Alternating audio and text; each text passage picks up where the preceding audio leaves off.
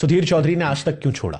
आज तक देश का सबसे बड़ा चैनल है, पुराना चैनल है, भरोसेमंद है। रात को 9 बजे सबसे प्राइम टाइम में आप थे।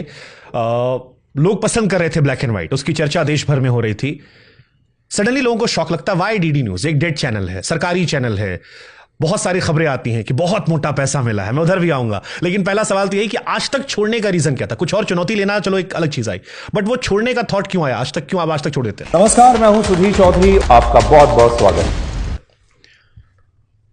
देखिए, उसका मैं पहले भी इसका एक जगह जवाब दे चुका हूं।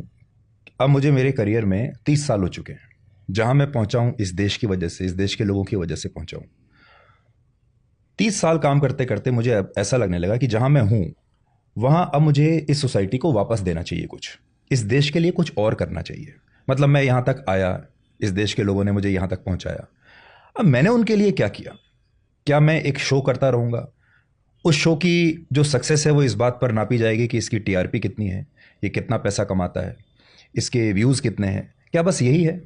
मेरी जिम्मेदारी सिर्फ इतनी होनी चाहिए कि मैं एक सुपर हिट शो बनाऊं जिसके व्यूज़ अच्छे हों, जिसके लाइक्स अच्छे हों, जो टीआरपी में बहुत ऊपर हो।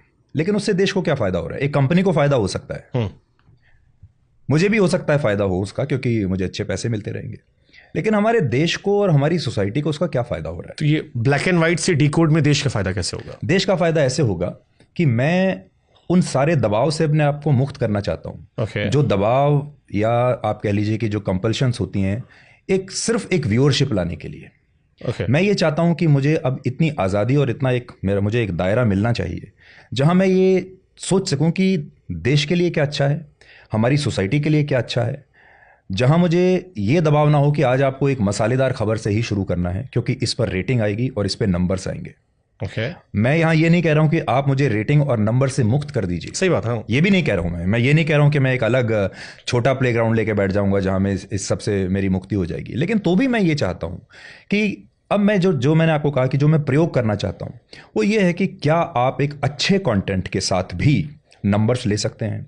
क्या आप एक अच्छे कंटेंट के साथ, जिसमें एक फैमिली का फ़ायदा हो सकता है, समाज का फ़ायदा हो सकता है, क्या ऐसी खबरें लेने के बाद आप अपने इस देश को कुछ वापस दे सकते हैं?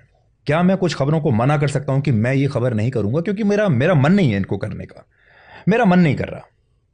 तो मैं अब उस स्थिति में, उस जोन में मैं आना तो ये चाहता हूं। आजादी आपको पहले नहीं थी? ये आज़ादी मेरे शो में मुझे ऐसा कभी लगा नहीं कि किसी ने कभी मेरे ऊपर ये कहा हो कि ये खबर लेनी है या नहीं लेनी है, ये कभी नहीं था।